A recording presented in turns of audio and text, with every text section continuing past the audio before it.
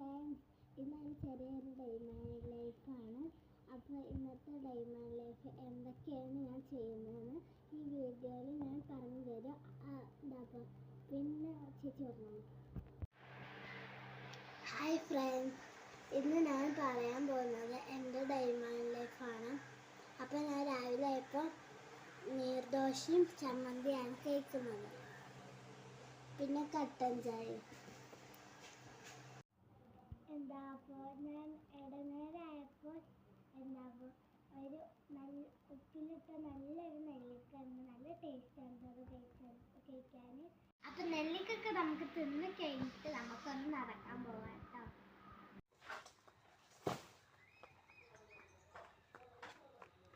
നെല്ലിക്ക കഴിച്ച് കഴിഞ്ഞപ്പോൾ ഞാനൊരു ക്യാരറ്റ് മുറിച്ച് കഴുകിയിട്ട് തിന്നാണ്.